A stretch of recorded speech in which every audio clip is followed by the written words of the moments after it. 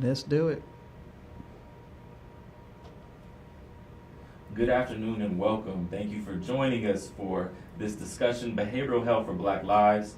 My name is Dennis Horn. I'm the Diversity Services Coordinator here at the Fresno County Department of Behavioral Health. And today I am joined by Reverend Dr. Karen Crozier. Thank you for joining us today. You're welcome, Dennis, and thank you for having me here. I'm excited to be here as a native of Fresno 93706. Yes. West Side, and grateful to be here as the founder and president of Jewel of Justice, a consulting, coaching, and training business that engages women in institutional spaces such as education, higher ed, early childhood ed, as well as nonprofits, as well as providing racial justice, healing, trainings and workshops to help us to respond to the moment as well as historical and contemporary traumas. That's powerful. That's some amazing and really robust work that you're doing with Jewel of Justice, and I know that's going to be really impactful in our community. Thank you for being here. It's a privilege, it's an honor. You know, today we'll be discussing individual, institutional, and legislative responsibility and imagination in addressing historical and contemporary assaults on Black lives, minds, and bodies. That's a lot, but that describes the state of affairs, right? So we'll just jump into it. We do have this conversation streaming on YouTube Live and Facebook Live, and for those of you who may be tuning in at this moment, if you have questions, please drop them in the chat, and we will do our best to get to those topics and questions you may have regarding behavioral health for Black lives. So we'll get into it. So we heard about what you're doing with Jewel of Justice. I'd like to know a little bit more about your background and kind of your basis for the work that you're doing in the Black community and improving wellness. One of the things that comes to mind as you raise that question has to do with my experience when I was at Fresno State as a grad student in education, early childhood to be exact. And the program focused on educating the whole child, which was a particular philosophical paradigm that came from the Reggio Emilia approach in Italy. And within that context, although they talked about educating the whole child, it wasn't sensitive to or mindful of the religious and spiritual and faith components of children, as well as, in particular, the Black child. So I was raising questions: how is this really relevant for understanding who Black people are and understanding the divine and encountering the divine and the ways that faith had played a significant role in helping us to overcome as well as to confront and deal with the complexity of being Black in the U.S. So it was in that context where, wow, how do I educate and care for the Black child in public settings when the public setting doesn't really account for that? And then as I continued to, was called into theological education, where I was invited to take seriously who I was as a person, as well as what does it mean for theological educators to respond to the whole person that's inclusive of religion, spirituality, and faith, right? Sure. And in that context, it became clear as well that something more Western European notions of healing of the divine was different from the Black experience. And the ways that we encounter God and knew Jesus was different from the ways that white Western Christianity and symbols have been articulated to us. And so therefore it was in that context where I was like, wow, how do we not look at them as being separate domains, but a part of who we are, and how do I account for that as a person of faith, and then eventually ended up becoming an ordained minister, and how that did not leave me wherever I went as a professional in my vocation. I had to care for the whole person. Right. In light of all that they bring and who they are and who they are not, because they matter. So, I mean, that's incredible. Like, you started off in education, Mm-hmm. and then you pursued theology, and obviously became an ordained minister, and now we're sitting here talking about Black mental wellness. All of those, there's a Venn diagram. There's an intersection point for all of those, and that's why we're here today. So, thank you. I think it's important work that you're doing, and I think that this conversation is going to, kind of make some of those topics clear that you touched on, and let's just jump into it. So, we talk about the historical and contemporary assaults on Black lives, minds, and bodies. What does that mean? What do we mean by assaults, right? So typically, I think folks, hear that word and there's maybe a negative connotation, or like they think of it in one way. What do we mean by that, and what things historically have taken place that have put the Black community in the position that they are today? Wow. Yes, assault is a very strong word, and even as we sit here and having this conversation, I have to be present to the pain that I even experienced in just naming that, because it's not just an abstract ideal. What came to mind ranged from the contemporary assault of George Floyd's murder as one contemporary example, to Breonna Taylor, to as well as going back to 1857 in the Dred Scott decision, when Dred Scott had gone into free land, and then because of his plantation owner saying, no, you're not really free, because even though we went into a free state that doesn't practice slavery, you still belong to me. And as Dred Scott tried to fight for his freedom, he was told by the judge, a white person has to respect nothing, no rights of a Black person. Basically saying that whoever you are only property. You belong to the white man, and your life does not matter. And even though you were no longer in a enslaved state, you are still accessible to be deemed as fugitive, right? You escaped, and so therefore we got the right to go get you back, Right. and put you back in your place. Right. So this whole notion of what constitutes white people's places and Black people's places, that is an assault. That's an assault. That's an Right. assault. You don't have the right to determine what's right for you. Where freedom, as is written in the Constitution, was limited to whom it applied to. Right. That's an assault. And as you try to express, exercise, articulate, own your sense of freedom, Sure. that becomes as you are going against the grain, the right to be, the right to live, because we're not accustomed to that.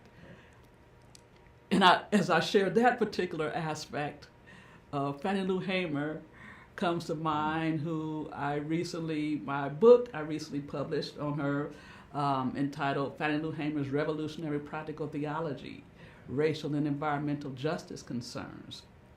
And in that context, she made it clear, in the state of Mississippi, born in 1917, a second-generation sharecropper, as well as two generations removed from slavery. During that time, she didn't know that she had the right to vote until she was in her 40s. And then when she tried to exercise her right to vote, she stated it was like I became hunted, like I was a criminal. That's an assault. That's an assault. Okay. Right? Make it plain, right? Right. So and it's important that we use that plain language, right. And not kind of tiptoe around, the historical things that have taken place that lead us to where we are today. So I think that's important that we use that language and just call it what it is, right? Mm-hmm. So I don't want to cut you off.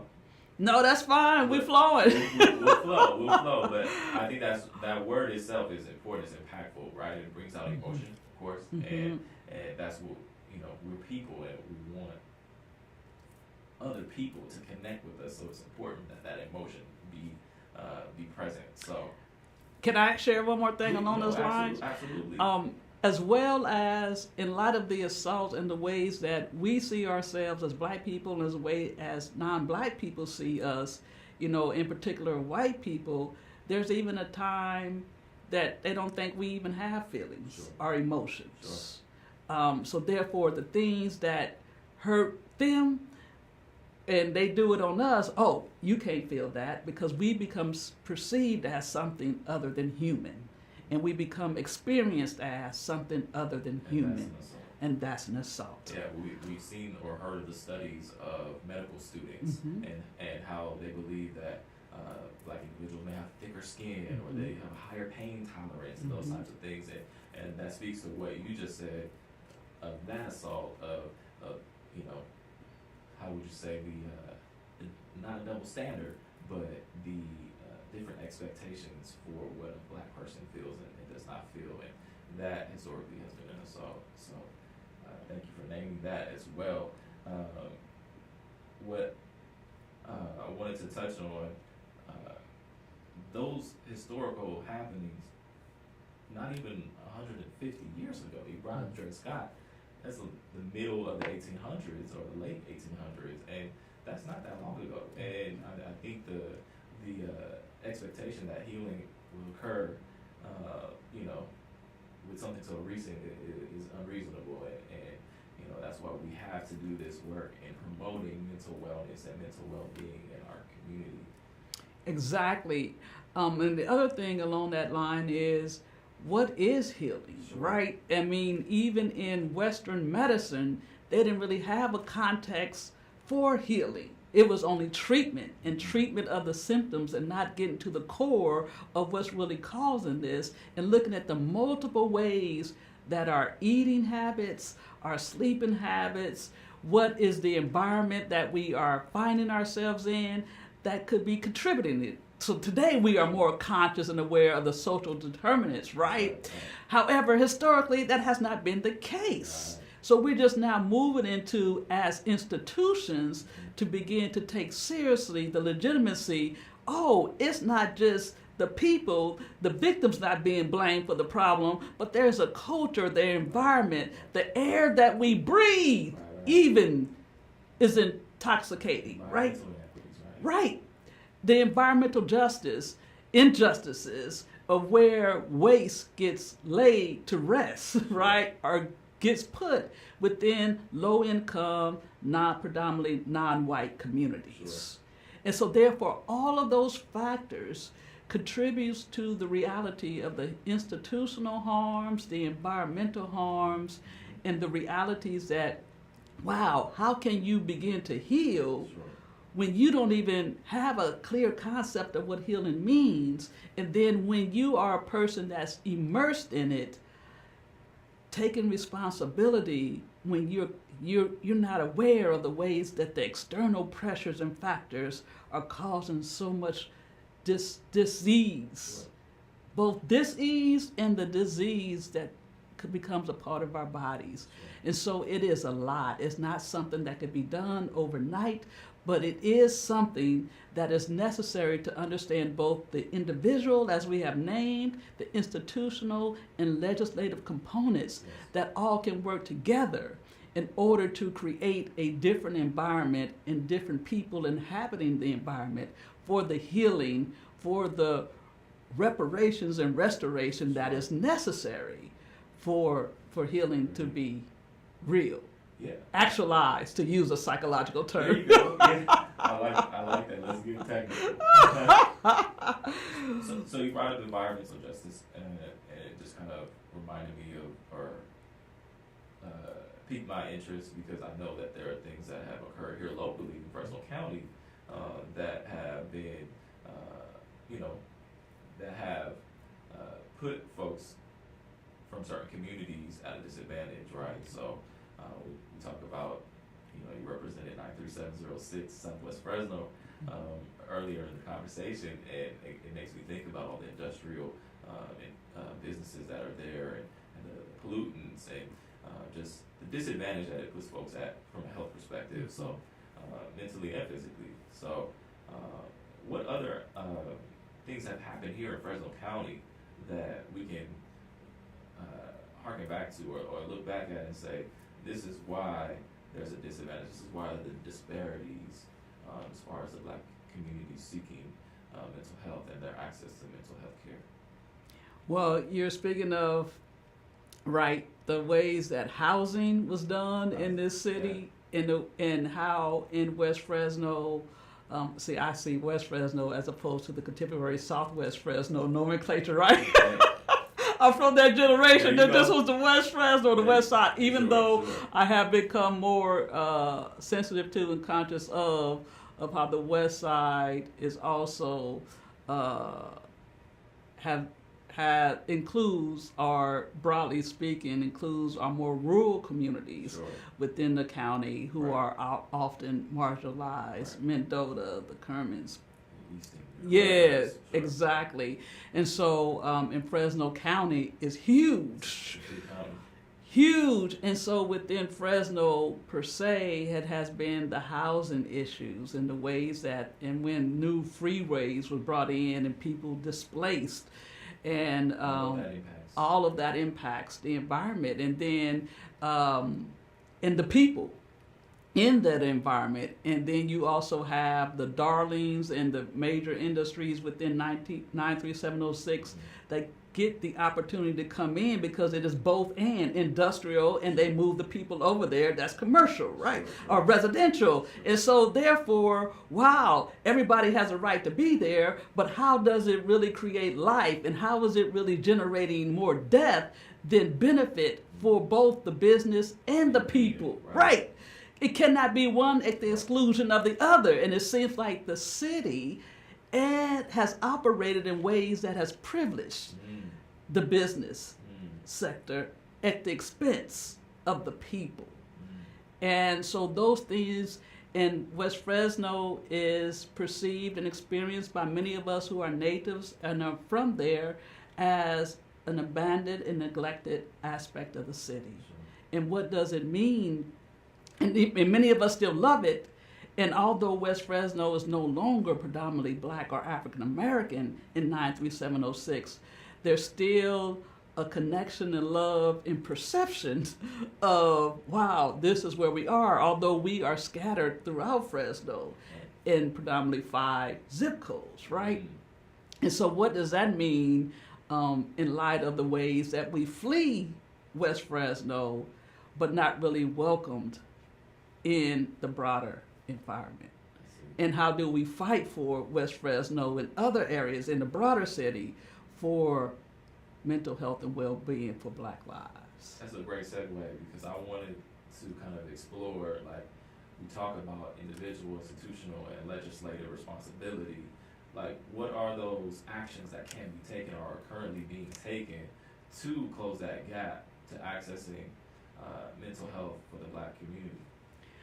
Well, that's a huge question. It is. I am grateful on a more cultural perspective that it seems like today in the 21st century that Black people as a whole are finally naming healing as part of our lexicon. Sure. That wasn't necessarily the case with everything that we have been through. Like my mother. It's been a stigma. Right. It's been the reality. How can I talk about something that was so painful? It was too traumatic. It was too damaging. And it's something that there was no words for, and there was never any space for to name what had happened to me, to us. Or seeing your babies being stripped from your arm, of having your baby die and your doctor just moving on as if it was just another, a typical miscarriage at the office.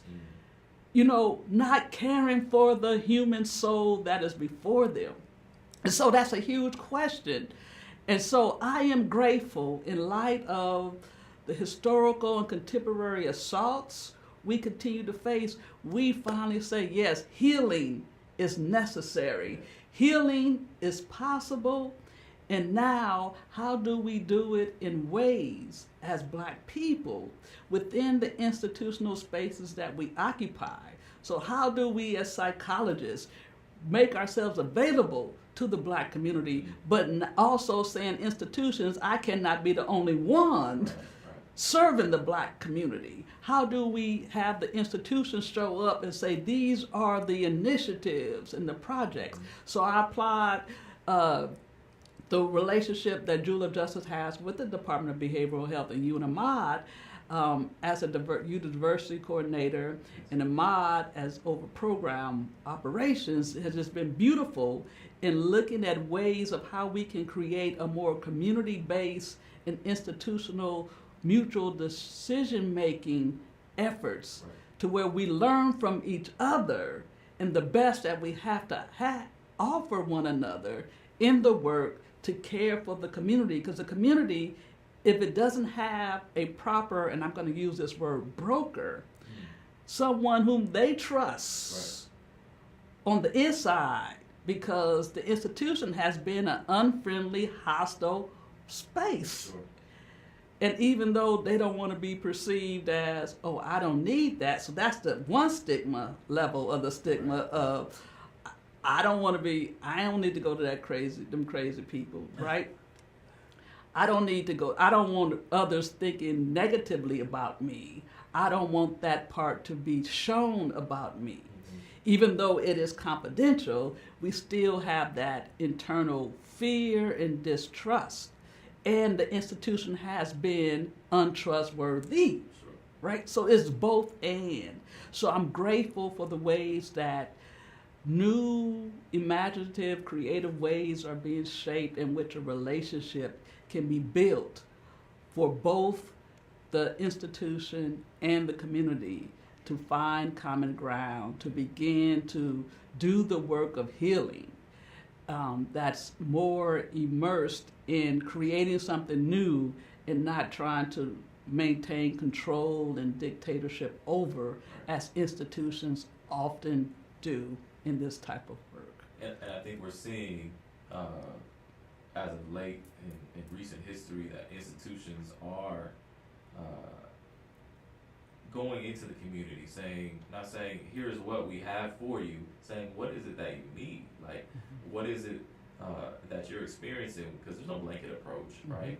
And no part of this city, no part of your community or culture is a monolith, right? So really having tailored programs that speak to the needs of communities is so important. Right, and the other thing that in raising that is also that institutions tend to think, oh, they talk to certain individuals of the community and they have talked to all.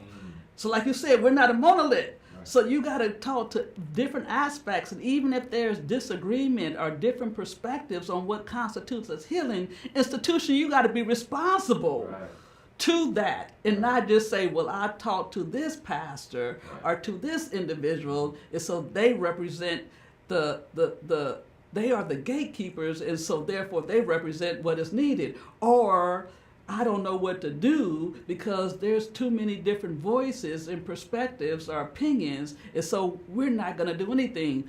Both of those are flawed approaches. I'm making it plain. No, those are flawed because we need to understand that just like no cultural group is homogeneous. We're different, we have different needs at different times of our lives, and different things we may be able to have the capacity to give attention to. And so therefore, institutions need to increase their capacity and imaginations to respond to the diversity that exists within any particular community, in designing ways in which that dialogue and trust is constantly being intentionally cultivated in the work.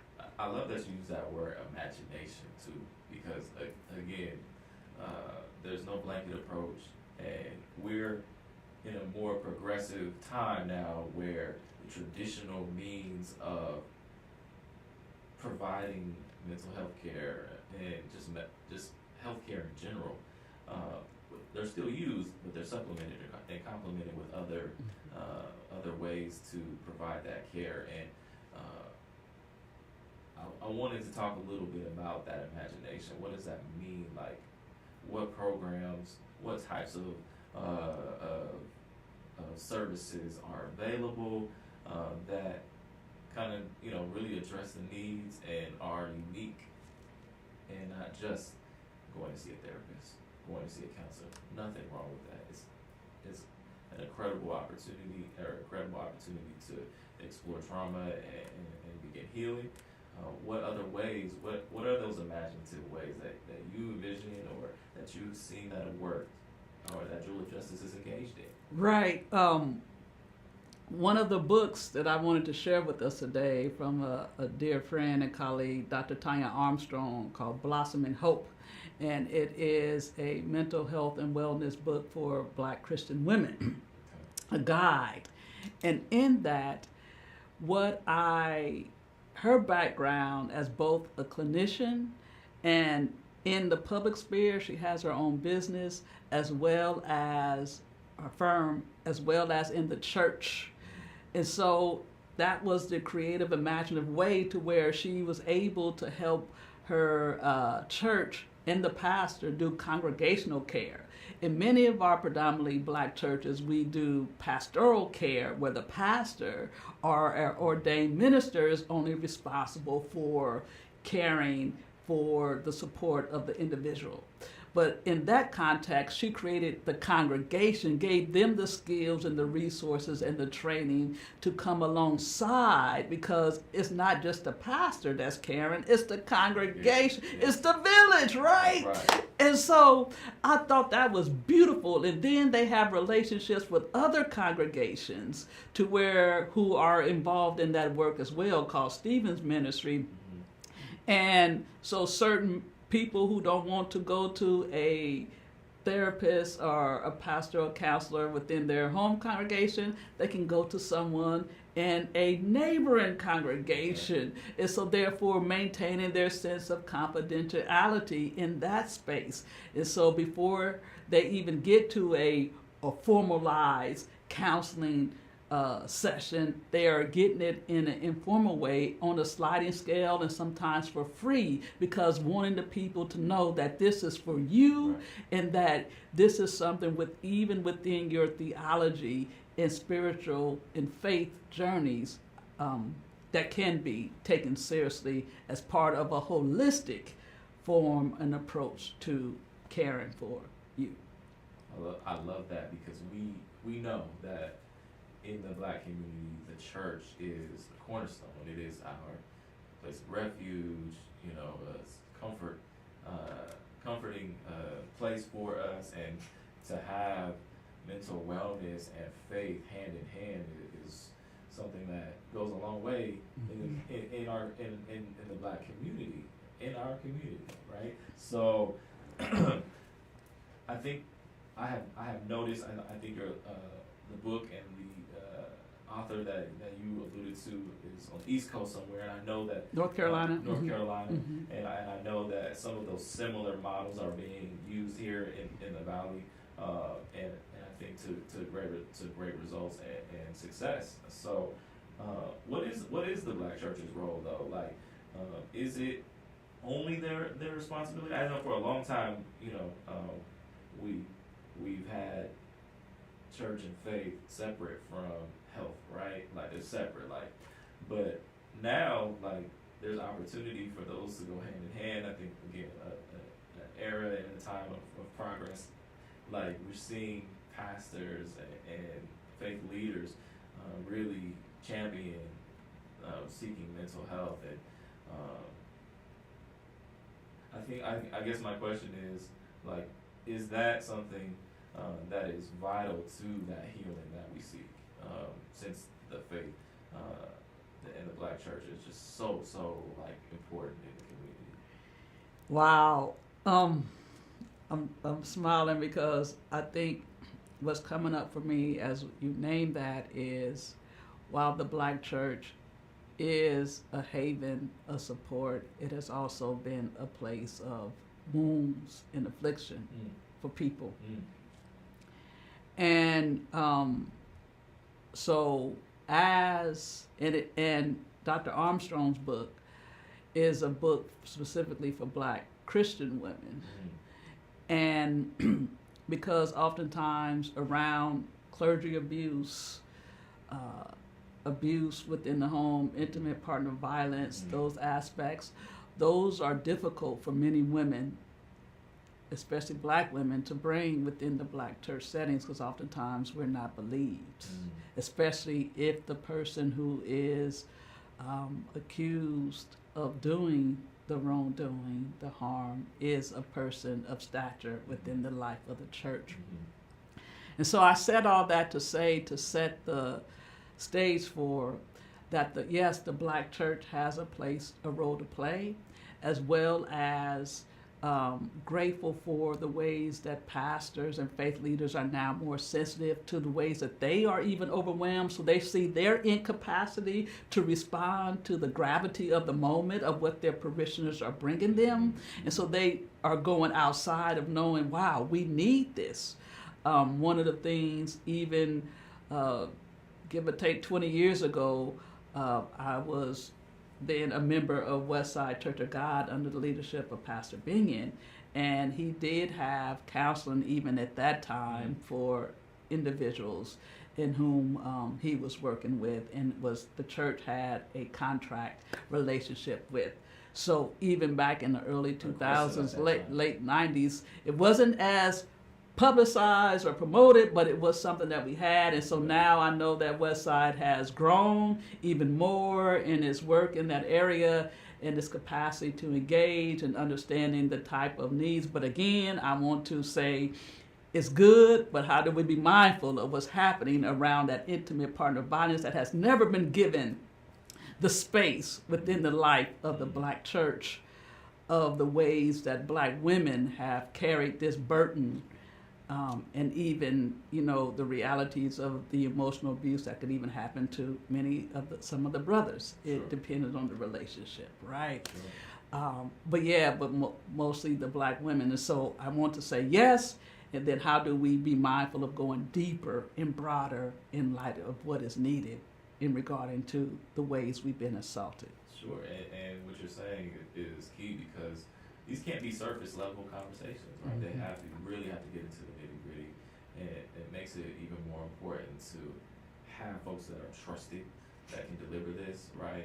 And the trusted messenger, I think, is something we talk about a lot when really wanting to reach communities that have been historically underserved and inappropriately served. So I think that's really important to have that church element when we know that there's faith in that institution, and we know that with the right intentions that those results and that healing can take place in that setting. So that's really, really, really important. And I'm going to take this opportunity, Dr. Crozier, to promote an upcoming discussion that we're having for our Black History Month outreach efforts. In 2 Fridays, we will have several panelists discussing the Black church and mental wellness. And I know for certain they're going to speak on the topics that Reverend Crozier has touched on here today. And so want to just throw that out there and get that interest drummed up. And I know that that will be just as impactful and as robust a conversation as this one. So, where should we go next? How does what we're doing now evolve? Like, we really want to normalize these conversations, and we know that stigma still exists. What are the steps that we can take, whether small or large, that really kind of just make it okay to talk about what we've gone through, what we're going through? Well, I think, as I was sharing earlier regarding, we finally got a space to name healing, right? Yes. So in the informal ways, like healing circles, right? Sure. Just getting together. Look, y'all, let's get together and talk about what is harming us and how can we begin to just speak and let go and release the day we just had. Even within, I do as well restorative justice practices and do peacemaking circles. And so that is another space to where there's a conflict or a tension, and creating the space for people just to gather, to come and have the talking piece. So when you're holding whatever symbolic instrument that is in your hand, not something you blow, but an actual object, I should say object, not an instrument, you have the right to speak your truth, your narrative, your experience to the degree that you are comfortable and feel safe in the space in which you inhabit. And so those peacemaking circles, talking circles, healing circles, or even just dyads. There's the national organization that says taking a healing emotional lunch break, right? Yeah. Just 60 minutes of just breathing, right? Just letting go and knowing that, wow, yes, you're worth it. You're worth it. And so when we get to those bigger moments and conversations, that we will be able to show up differently, as well as continue to advocate for what we need and what we want, and not being ashamed to advocate for what we need and what we want. We are in a conversation, a more real conversation than in my lifetime, on reparations. And I'm so grateful for the 2021 Omnibus Act that deals with what has happened to Black women in maternal and infant health and well-being, and the ways that Black women continue to die in the ways we give birth to babies. That has nothing to do necessarily with us, but with the historical and contemporary trauma we have experienced and continue to experience at the hands of the medical establishment, of not being believed about what we say about our bodies. And so how do we, not only as Black women, advocate, but how do we as Black churches and Black legislators and push their colleagues in those different spheres to say, wow, this is what we need to have happen for Black women who are having babies, to take care of the housing needs. If they cannot find appropriate housing, they on a long wait list, they cannot get access to housing. They do not have access to nutritional food, as we know occurs in many of our low-income, non-white communities. Have to travel, don't have the transportation to get there. So how do we create a more holistic, robust, comprehensive, the word in social services, wraparound? So those are some of the things of the imagination that needs to happen as we even look at one particular aspect of the harm and the assaults that has taken place. Yeah, those social determinants of health, I mean, once you really start to explore them, it makes plain why folks are experiencing what they're experiencing, and really combating those disparities, whether it's healthcare, education, access, transportation, any of those things, is really seems like where it starts, right? Because before those things are, improved for the sake of all people, the outcomes that we really want to see may not occur. So, you brought up, I'm a sports fan, so I'm always trying to inject that a little bit. You brought up Black infant health and what pregnant Black mothers experience. It makes me think about Serena Williams' experience and how she almost died in childbirth. Was it not for her advocating for herself? And it just really impresses the point upon me of how important it is to advocate for yourself. So we really want to, impart that not only do we need to advocate for ourselves as an individual, but the Black community needs to or should be advocating for itself as a whole, right? And one way we do that is, having the pathways to careers in this work, right? So folks who go into mental health practice, whether they're LMFTs or LCSWs, or creating those spaces and just continuing to normalize just the discussions and seeking a whole well-being, as you said, that holistic approach. Right. I think that's great as far as another avenue. We're saying, how do we train Sure. the next generation? And how do we care for the existing generation, right? So that you don't feel, as a person of African descent, black person in this space, a burden, right? The over taxation of what it means to be in this space when you're rendered invisible. And how do you say, how do I advocate for myself? How do I as well, we reach out and engage the next upcoming generations of people who can assume responsibility to create a different way of what behavioral and mental health means in and with and for the black community, right? Yeah, and what are the new positions that don't even exist yet? Right. So that's the imagination. Right, that's the imagination part, and not to be fearful of that, because although, as a ordained minister, I am not able to diagnose anyone because I'm not a licensed therapist. Sure. However, I am able to bring a spiritual awareness to the person to support them and allow them to access that which is within them, which they probably don't even realize. And that is another way to understanding, wow, the avenue and the way and the role of the spirit in the life of the faith that can play in that one-on-one session to help them to understand, wow, this is what is inside of me too. Yeah. The life of the spirit that has remained dormant because I had no one to ever help me name it or call it out, to take care of me. And I am stronger than what I even think I am or have known myself to be. So those are other ways of looking at it too. Absolutely. It's just empowering, right? Mm-hmm. Empowering, and that's just, we hope to see a domino effect from that as, this generation is empowered and the next is even more empowered and, on fire for the work, right? Mm-hmm. So, if there are any questions or comments anyone has on Facebook Live or YouTube, please send those in and we can try to address those. I think we've been going almost 45 minutes now. We're having a really great conversation.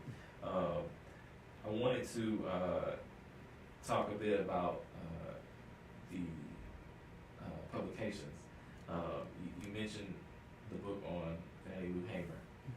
Can you tell us a little bit more about that publication and what that book addresses? Yes, that book was a book within the particular field of practical theology. And practical theology is a field within theological education that looks at the connection between our understanding of God, the divine, and our experience of God, and who the person is as they respond to the encounters and experience. And how do we study this to help individuals and congregations and leaders to be more faithful, right, in living out the significance of who they encounter and experience God to be in the world or the life of the Spirit. So this book was looking at, and as well as the practices within our particular faith tradition. Fannie Lou Hamer was one that I call a Christian freedom fighter who brought her faith and politics together in such a fluid, seamless way that allows for us to see the power, the potency, and the necessity of how faith can help change a social, political, and economic reality and landscape that was out to take you out. But she said, no, she believed that Jesus was a revolutionary person out there with the people where it was happening. And she said that's what God was all about, and that's where she got her strength from. So the book highlights the ways that Black people within the South of the 1960s in rural Mississippi, Fannie Lou Hamer was part of both Student Nonviolent Coordinating Committee, which was led by Ella Baker, as well as connected to King's Southern Christian Leadership Conference. And it was a way for black people to say, I am here. We don't have to accept second-class dehumanization of the Jim Crow South, of poor working conditions, of lack of food and access to water, all those different racial, environmental, and even education, the miseducation, the non-education. She had to drop out of school in the 6th grade because of the demands of the plantation life that had on her family. She was yeah, exactly. But even though she knew that while they were not getting a proper education, because she adopted she adopted 2 children, then adopted the 2 children of her adopted child because she died. But she was questioning the school system as she was taking her grandbaby through the process, like, why would I want to send them through a system that's going to teach them not to love themselves and to not to stand for a cause that they have to die for, if possible? So she knew that there was something wrong with the educational system even then, right? So that book looks at her context, but also brings it into our context of around racial and environmental justice issues and the role that the ways that she can continue to inspire us, especially those of us with faith, Christian faith, and those of us without it, because she worked with people across various religious, social, and political and economic lines in order to say, we got to create a different nation. And that's what seems like the model that needs to be followed, right? Those things need to be intertwined. They need to be working together. The faith community, the legal approach, and so on, because we've seen that keeping those things separate doesn't cause anything but disparities for communities of color, specifically the black community. So I would love to check out that book. You could pub it real quick if you want. Folks can get it. Yes, you can go to Amazon. Of course, Amazon. Or Brill.com. Okay. Yeah, okay. and or you can reach out to me and I can get you an autographed copy. Okay. If you want, Karen@jewelofjustice.com. Send me an email if you're interested in your own autographed copy. Wow, that'd be great. I will be there with you. Well, Dr. Crozier, I know we touched on a lot today. We talked about individual, institutional, and legislative responsibilities. We talked about historical, contemporary assaults.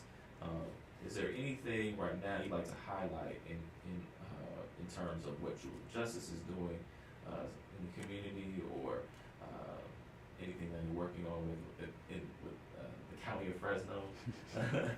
There's a lot that I'm working on with the County of Fresno. As I was sharing earlier, was grateful. But one of the things that I would like to name that's coming up for me in this space is I'm working on a class for the seminary that King went to. Martin Luther King Jr. went to Colgate, Rochester, Crozier Divinity Seminary in upstate Rochester, New York. But I'm teaching a class. We'll be teaching a class called Eco Justice of the Disinherited.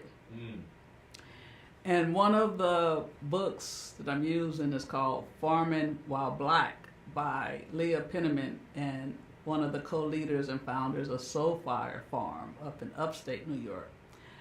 But their work is focused on how our land reclamation as black and brown peoples is significant to our healing. So many of us have been urbanized, kicked out of the land, have the land stolen from us, or see the land as only a history in connection to slavery or oppression. Sure. But Soulfire's Farm exists to say, no, y'all, our land rights, our land connection are deeper or broader than that particular experience that we encountered in the late 17, when we came here, 1619, and then to what later transpired. And so that is what I want to highlight, that even in our urban spaces, how do we find soil reclamation, land reclamation in ways that will help us to heal? How do we touch that which we are, if we go back to Genesis within the Hebrew or Torah Bible, right? We were created from the ground. That's who we are as human beings, earth beings, creature beings. And so to reclaim the soil is to reclaim ourselves, in my opinion. And how can we do that in ways that take serious our right to be here and to just live that out unabashedly in all that we say and do, and not only in our worship on Sunday mornings, because King said, Sunday at 11 o'clock is the most segregated hour in the nation. In many ways, it still is. Sure. Even though we have quote-unquote multicultural churches, but how do we really be free to worship, to lift up who we are unto our God, our divine, as well as how we see you, our brother, our sister, our kin, as being part of me. That history runs deep, and having a full understanding of the community, where they are, where they come from, really informs the care that we can provide in the contemporary setting. And I'm looking forward to seeing what comes from that class and the curriculum there. I think if you're okay, we'll wrap up here, and we'll really just encourage you all to look into the publications that Dr. Crozier has been involved with. If you want to reach out to her, we can get you that information, but you will be seeing the fruits of a collaboration with the department and Dr. Crozier's organization, Jewel of Justice, coming soon, as we look to address the disparities of an historically underserved, inappropriately served, and just really exiled community, as we look to raise awareness and health outcomes in the Black community. So with that, I want to just really thank you for being here, Reverend Dr. Karen Crozier, PhD. Your insight has been really eye-opening, and I really hope that those viewers here watching live and watching on the recording will get as much out of it as I did. We'll have to have you back. Thank you, Dennis. This is not enough time, right? We did it, though, and we didn't even talk about the resiliency component.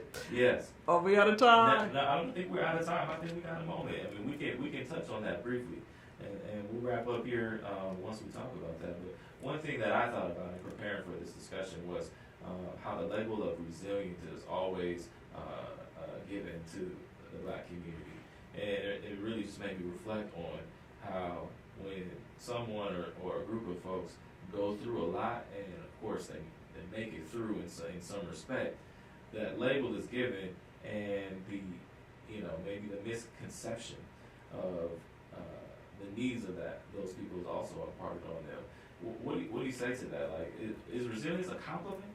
Is that something that we should be embracing, or something that needs to be better understood? Right. It sounds like, in the ways that you have just articulated, it's coming from a place of white guilt or white shame, and trying to remove themselves from really being present to the enormity of what they are finally being challenged to reckon with. And so therefore it becomes another distance and not really an embrace or engagement of. Sure. So yes, it is problematic coming out of that space. Sure. However, on another level, resiliency within the context of the research of Margaret Bill Spencer, Dr. Margaret Bill Spencer at the University of Chicago, who has a particular paradigm that was launched in the 1990s called the phenomenological variant of ecological systems theory, that discusses the legitimacy of the resiliency of Black children. However, within that context, in adolescence, within that context, as a psychologist, she found out that in her grad school experience, that black children and black life and black culture was only seen as deficit, deficient, non-human, or subhuman. And everything that was in the psychological literature on what it meant to be human identity and development was based upon white male standards. And so she says, wait a minute, this is problematic and incorrect. And so therefore she began to adopt a particular paradigm and create her own to say this is what's happening to how black children and black culture responds to the environmental stresses around them, and this is how they begin to make meaning of their life with the various coping mechanisms that they have available to them. And here is what you need to be doing, institutions, to address, counteract the environmental components that are causing, that may be overwhelming in the stressors, and to help aid and support the coping strategies that already exist. But you got to see them first, because oftentimes the institutions don't even know how to value the gift, the beauty. And so that's what I would say on the other hand, that yes, but how do you see the gift beyond the normative white lens that totally has erased us from civilization, because we were not considered to be humans. In this country, we were only considered to be 3/5 of a person, and that was only for political, electoral politics purposes. For the South to make sure that they would be able to be on par with the North. Sure. So yes. That's that institutional change. Right. That's that institutional progress and imagination that needs to take place. Right. So she was naming resilience. So yes, this is what you don't see. Sure. And this is what you need to see about black life and black culture, as well as this is the environmental stressors that's beyond them, that they know how to respond to, that you need to be made aware of in your institutional role and responsibility. So yes, so in that sense, that's more redemptive and positive, because it's not a deficiency, it's a resilience. Sure. And as a part of that institution, as a part of the department and the county, it's our responsibility too to see that and to adapt to the needs of the community and see them for their whole selves and who they are. And that applies to the black community and every other underserved and inappropriately served community here in Fresno County and beyond. So I think that was a good place to end. Right. That was like a nice little encore. Folks got, we pump faked a little bit. Thought we were leaving, but we're back. And when we came back, basketball. Yeah, I'm telling you, I'm gonna insert sports into a lot of things. So we could have went there too, because I play ball. Oh, see, you didn't know that. Discussion. I think I knew that. But I think this was a great discussion. I've been on your show before, and I was like, you're on my show. Mm-hmm. So thank you so much for joining us, Reverend Dr. Karen Crozier. We look forward to working with you, this has been great. So thank you, Dennis. It's been a pleasure to be here. Look forward to the next time. Awesome. There will be a next time. Awesome. Well, again, just a quick promotion. Please tune in next Friday at 12 p.m. There will be another live stream panel discussion on the necessity of black service providers, featuring 3 business owners who also are clinicians and serving the black community here in Fresno County. And the following Friday at 12 p.m., we will have the panel discussion, the Black Church and Mental Wellness, including members of clergy who also are mental health practitioners. So we thank you for joining us today. Please tune in next week. And this is the Department of Behavioral Health, where hope and healing unite. Thank you so much.